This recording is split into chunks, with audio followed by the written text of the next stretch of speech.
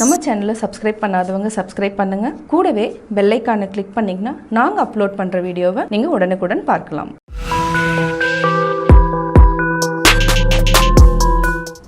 Hello friends, welcome to pebbles. நம்ம இன்றைக்கி செய்ய போகிறது மீன் குழம்பு, அதாவது கொடுவா மீன் குழம்பு. இது வந்து என்னென்னா புளி தண்ணி, தக்காளி, மசாலா, அதாவது மிளகாத்தூள், தனியாத்தூள், சீரகத்தூள், சோம்புத்தூள் ஆட் பண்ணி நம்ம செய்ய போகிறோம். வாங்க எப்படி செய்கிறதுன்னு பார்க்கலாம். ஃபஸ்ட்டு நம்ம மீன் குழம்புக்கு ஒரு பெரிய நெல்லிக்காய் அளவுக்கு, அதாவது இந்த அளவுக்கு நம்ம புளி எடுத்துக்கலாம். கொஞ்சம் ஜாஸ்தி வேணும். நிறையா கிரேவி வேணும்னா இன்னும் கொஞ்சம் நீங்கள் எடுத்துக்கலாம். இது வந்து என்னென்னா பெரிய நெல்லிக்காய் அளவுக்கு 2 மடங்கு நான் எடுத்துருக்கிறேன். இதை நல்லா ஊற வச்சுருக்கிறேன். இதை வந்து நம்ம கரைச்சி ஒரு மண் பாத்திரத்தில் ஊற்றிக்கலாம். நல்லா கரைச்சிடணும். இதை வந்து 2-3 டைமாவது கரைக்கணும். நான் வந்து 1 by 1 நான் சொல்லிகிட்டே வரேன். ஃபஸ்ட்டு ஸ்டெப்பு, நம்ம ஒரு மண் பாத்திரத்தில் புளி எடுத்த அளவுக்கு நம்ம நல்லா கரைச்சி ஜூஸ் எடுத்து தனியாக வச்சுக்குவோம். இது நம்ம இன்னொரு டைம் கூட கரைச்சிக்கலாம். நம்ம மீன் குழம்புக்கு புளி வந்து நல்லா கரைச்சி வச்சிட்டோம். இது கூட என்னென்ன ஆட் பண்ண போகிறோன்னா, மஞ்சள் தூள் நம்ம 1/4 டீஸ்பூன் அளவுக்கு ஆட் பண்ணிக்கலாம். ஆல்ரெடி வந்து நான் மஞ்சள் வந்து மீன்லேயும் கலந்து வச்சுருக்கிறேன். நம்ம கொஞ்சமாக ஆட் பண்ணிக்கலாம். 2 டேபிள் ஸ்பூன் அளவுக்கு மிளகாத்தூள். இது காரம் தேவைன்னா நம்ம ஆட் பண்ணிக்கலாம். சீரகத்தூள் 1/2 டீஸ்பூன் அளவுக்கு நான் ஆட் பண்ணியிருக்கிறேன். சோம்புத்தூள் 1/2 டீஸ்பூன். அதுக்கப்புறம் மல்லித்தூள் நம்ம 3 டேபிள் ஸ்பூன் ஆட் பண்ணிக்கலாம். 1 2 3. இது வந்து கிரேவி வந்து நல்லா திக் பண்ணி கொடுக்கும். இதை வந்து நல்லா கரைச்சி விட்டுக்கலாம். இந்த மாதிரி கரைச்சி வச்சுக்கலாம், தனியாக வச்சுக்கலாம். அவ்வளோதான். இது கூட நம்ம உப்பு ஆட் பண்ணிக்கலாம். இந்த மீன் குழம்புக்கு நம்ம கல் உப்பு தான் போட போகிறோம். இந்த அளவுக்கு நம்ம ஆட் பண்ணிக்கலாம். அதுக்கப்புறம் தக்காளி வந்து நம்ம தனியாக கரைச்சி வச்சுக்கலாம். இது வந்து என்னென்னா தோல் வேண்டாம். இந்த மாதிரி தக்காளியில் தோல் எடுத்துடலாம். நல்லா கை விட்டுட்டு நல்லா இந்த மாதிரி மசிச்சு விட்டுக்கணும்.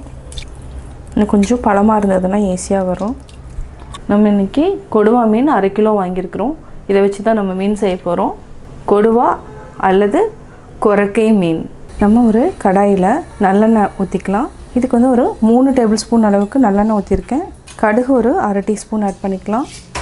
இதுக்கு சோம்பு, கொஞ்சமாக வெந்தயம் ஆட் பண்ணிக்கலாம். சிம்மில் வச்சுக்கலாம். கூடவே கருவேப்பிலை.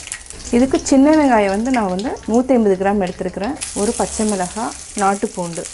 சிம்மில் வச்சுட்டு பொறுமையாக நல்லா வதக்கணும். நம்மளுக்கு நல்லெண்ணெய் தேவைன்னா இன்னும் ஒரு 2 டேபிள் ஸ்பூன் ஆட் பண்ணிக்கலாம். வெங்காயம், பூண்டு நல்லா வதக்கிட்டோம். இப்போ நம்ம தக்காளி ஆல்ரெடி வந்து கரைச்சி வச்சுருக்கிறோம். இதையே ஆட் பண்ணிக்கலாம். இது கூடயே நம்ம ஆல்ரெடி கரைச்சி வச்சுருக்கிற புளித்தண்ணி, மசாலா எல்லாத்தையுமே ஆட் பண்ணிக்கலாம். இது வந்து மினிமம் ஒரு சிம்மில் வச்சுட்டு ஒரு 15 மினிட்ஸ் கொதிக்கணும். அப்போ தான் வந்து எண்ணெய் வந்து மேலே வரும். கடைசியாக நம்ம மீனை ஆட் பண்ணிக்கலாம். தேவையான அளவு உப்பு ஆட் பண்ணிக்கலாம். நம்ம ஆல்ரெடி வந்து புளித்தண்ணி கூடயே ஆட் பண்ணியிருக்கிறோம். அடுத்து தேவைன்னா நம்ம இன்னும் கொஞ்சம் ஆட் பண்ணிக்கலாம். உப்பு இருக்கான்னு பார்த்துட்டு மூடி வச்சுக்கலாம். இப்போ நம்ம மூடி வச்சுக்கலாம். 15 மினிட்ஸு இல்லைனா 10 மினிட்ஸ். ஹை ஃப்ளேமில் வச்சிங்கன்னா 10 மினிட்ஸ் போதும். 10 மினிட்ஸ்க்கு அப்புறம் நம்ம ஓப்பன் பண்ணலாம். இப்போ நம்ம 10 மினிட்ஸ் நான் சொல்லியிருந்தேன், ஆனால் 15 மினிட்ஸ் ஆயிருக்கு. இப்போ வந்து எண்ணெய் பிரிய ஆரம்பிச்சிருச்சு. நம்ம தேவைன்னா தண்ணி கொஞ்சம் ஆட் பண்ணிக்கலாம். இப்போ வந்து மீன் போட்டுக்கலாம்.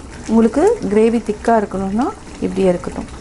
நம்ம ஆல்ரெடி வந்து ஃபிஷ் வந்து உப்பு, மஞ்சத்தூள் இது 2ம் போட்டு ஊற வச்சுருந்தோம். இப்போ வந்து போகிறதுக்கு முன்னாடி நம்ம வந்து ஒரு டைம் வாஷ் பண்ணிவிட்டு இப்போ மீன் குழம்பு கூட ஆட் பண்ணிக்கலாம். இந்த மீன் வந்து என்னன்னா நடுவில் ஒரே ஒரு முள் தான் இருக்கும். கட்லா எல்லாத்துலேயுமே வந்து நிறையா முள் இருக்கும். பட் இதில் வந்து ஒரே ஒரு சென்டரில் ஒரே ஒரு முள் இருக்கிறது மட்டும்தான். இதை நல்லா பரட்டி விட்டுட்டு ஒரு 3 நிமிஷம் மூடி வச்சுக்கலாம். அதுக்கப்புறம் ஆஃப் பண்ணிக்கலாம். மீன் போட்டதுக்கப்புறம் 3 நிமிஷம் இருந்தாலே போதும். மீன் வந்து வெந்துடும். அதாவது சிம்மில் வச்சுட்டு மூடி வச்சுக்கலாம். மீன் குழம்பு 3 நிமிஷம் ஆயிடுச்சு. இப்போ எடுத்தாச்சு. எண்ணெயும் நல்லா பிரிஞ்சு வந்துருச்சு. இது வந்து நம்ம காலையில் செஞ்சு வச்சா மத்தியானம் சாப்பிட்டோன்னா நல்லா டேஸ்ட்டாக இருக்கும். இதை செஞ்ச உடனே சாப்பிட்டோன்னா சாதத்து கூட சாப்பிட்றப்போ அந்த டேஸ்ட் வந்து அந்த அளவுக்கு இருக்காது. இது நல்லா ஊறணும். சுவையான மீன் குழம்பு ரெடி. சுவையான கொடுவா மீன் குழம்பு ரெடி.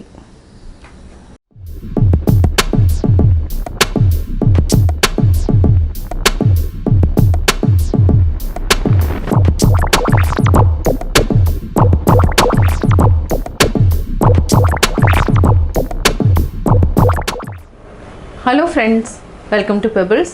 நம்ம இன்றைக்கி செய்ய போகிறது வஞ்சரம் மீன் குழம்பு. இதுக்கு வந்து நம்ம மாங்காய் போட்டு செய்ய போகிறோம். அதாவது மீன் குழம்புக்கு வந்து தேவையானது சோம்பு, வெந்தயம், சீரகம். இந்த மூணுமே வந்து ரொம்ப ரொம்ப இம்பார்ட்டன்ட். இதுக்கு வந்து சின்ன வெங்காயம், பூண்டு, இஞ்சி வந்து நம்ம ஒரு துண்டை வந்து நீட்ட வாக்கில் கட் பண்ணி தாளிக்கிறதுக்கு மட்டும் யூஸ் பண்ணிக்கலாம். இப்போ எப்படி செய்கிறதுன்னு பார்க்கலாம். நம்ம ஐஸ் மீனுங்கிறதுனால நம்ம வந்து பொரிக்க முடியாது. அதனால் என்ன பண்ணுறோன்னா, நான் வந்து குழம்புக்கு வந்து எடுத்துக்கிறேன். இதை வந்து மஞ்சள் தூளும் உப்பும் போட்டு நல்லா ஊற வச்சுருக்கிறேன். இதை வந்து நல்லா வாஷ் பண்ணிவிட்டு நம்ம அதுக்கப்புறம் யூஸ் பண்ணிக்கலாம். நான் ஆல்ரெடி 2 டைம் வாஷ் பண்ணிட்டேன். இந்த மீன் வாசம் வந்து நல்லாவே போகணுன்னா பெப்பர் கூட போட்டு நல்லா வாஷ் பண்ணிக்கலாம். இந்த ஒரு 10 மினிட்ஸ் ஊற வச்சுட்டேன். நம்ம குழம்பு செய்கிறதுக்கு முன்னாடி, அதாவது குழம்புக்குள்ளே போகிறதுக்கு முன்னாடி வாஷ் பண்ணிவிட்டு உள்ளே போட்டுக்கலாம். இந்த தண்ணியை ட்ரைன் பண்ணிக்கோங்க. நம்ம இந்த மீன் குழம்புக்கு ஒரு பெரிய நெல்லிக்காய் அளவுக்கு புளி எடுத்துருக்குறோம். இதை வந்து சுடுதண்ணியில் போட்டு பாற வச்சுருக்கிறேன்.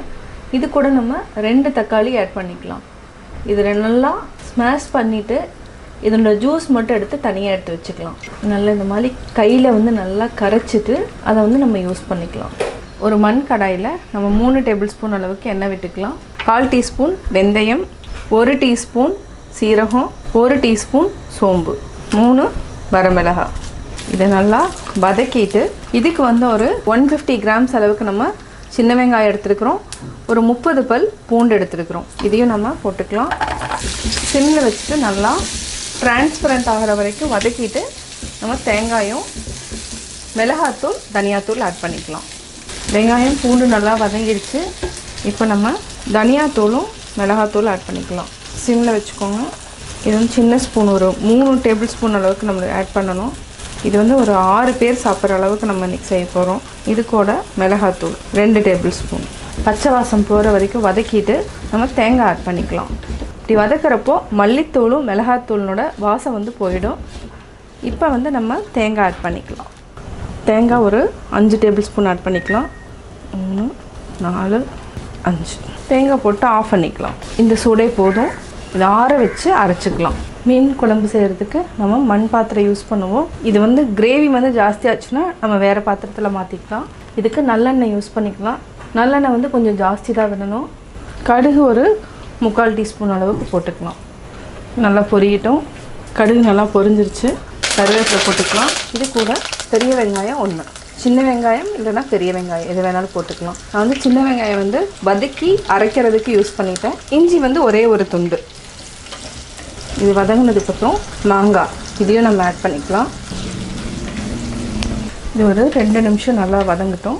சின்ன வெங்காயம் அரைச்சி வச்சுட்டோம். அதாவது சின்ன வெங்காயம், தேங்காய், பூண்டு, மசாலா இதெல்லாமே வதக்கிட்டு அரைச்சி வச்சுட்டோம். மாங்காய், வெங்காயம் நல்லா வதங்கிடுச்சு. ஆல்ரெடி வந்து நம்ம புளியும் தக்காளியும் கரைச்சி வச்சுருக்கோம். இதை வந்து நம்ம வடித்து அப்படியே ஆட் பண்ணிக்கலாம். ஜூஸ் மட்டும் ஆட் பண்ணிக்கலாம். தக்காளியை அரிஞ்சும் போடலாம். இந்த மாதிரி 2 ஆப்ஷன். நல்லா கொதிக்கணும். இன்னும் கொஞ்சம் தண்ணி விட்டு ஆட் பண்ணிக்கலாம். நம்ம மாங்காய் போடுறதுனால புளியினோட அளவை வந்து கொஞ்சம் குறைச்சிருக்கிறோம். இல்லைன்னா இன்னும் கொஞ்சம் ஜாஸ்தி புளி ஆட் பண்ணிக்கலாம். ஹை ஃப்ளேமில் வச்சுட்டு நல்லா கொதிக்க வச்சுக்கலாம். உப்பு போட்டுக்கலாம் தேவையான அளவு. இது வந்து 5லிருந்து 8 நிமிஷம் வரைக்கும் நல்லா கொதிக்கட்டும். புளியினோட பச்சை வாசனை போகிற வரைக்கும் கொதிக்கணும். 5 நிமிஷம் ஆயிடுச்சு. இப்போ நம்ம ஆல்ரெடி அரைச்சி வச்சுருக்கிற மசாலா ஆட் பண்ணிக்கலாம். இந்த பாத்திரம் மீன் போட்டால் பத்தாது, அதனால் நம்ம பெரிய பாத்திரத்தில் மாற்றிக்கலாம். சிம்மில் வச்சுட்டு நல்லா கொதிக்க வச்சுக்கலாம். நல்லா மிக்ஸ் பண்ணி விடுங்க. மீன் போட்டால் பத்தாதுங்கிறதுனால நம்ம வேறு பாத்திரத்துக்கு மாற்றிட்டோம். இப்போ நம்ம கொதிக்க வச்சுக்கலாம். நல்லா மிக்ஸ் பண்ணி விடுங்க. இன்னுமே திக்காக தான் இருக்குது. தேவையான அளவு உப்பு ஆட் பண்ணிக்கலாம். இது வந்து ஒரு 10 to 15 மினிட்ஸ் வரைக்கும் சிம்மில் வச்சுட்டு நல்லா கொதிக்க வச்சுக்கலாம். தண்ணி கொஞ்சம் ஆட் பண்ணிக்கலாம். இப்போ இது கரெக்டாக இருக்குது. உப்பு எவ்வளோ இருக்குதுன்னு செக் பண்ணிவிட்டு மூடி வச்சுக்கலாம். 10 நிமிஷம் ஆயிடுச்சு. இப்போ நம்ம மீன் போட்டுக்கலாம். ஆல்ரெடி உப்பு, மஞ்சத்தூள் போட்டு வாஷ் பண்ணி வச்சுட்டோம். இப்போ பார்த்தீங்கன்னா பச்சை வாசம் போயிட்டு எண்ணெய் வந்து லைட்டாக மிதக்க ஆரம்பிக்குது. இந்த ஸ்டேஜில் நம்ம மீன் போட்டுக்கலாம். வஞ்சரம் மீன் பொறுத்த வரைக்கும் நல்லா கெட்டியாக இருந்துச்சுன்னா நீங்கள் வந்து ஃப்ரை பண்ணுங்கள். இந்த மாதிரி கொஞ்சம் கொலன்னு இருந்துச்சுன்னா நம்ம குழம்புக்கு யூஸ் பண்ணிக்கலாம். மீன் போட்டதுக்கப்புறம் நம்ம வந்து ஒரு 5 நிமிஷம் 7 நிமிஷம் இருந்தாலே போதும். ரொம்ப நேரம் வேக வச்சுன்னா குழஞ்சிடும். இது ஒரு 5 நிமிஷம் வரைக்கும் சிம்மில் வச்சுட்டு நம்ம மூடி வச்சுக்கலாம்.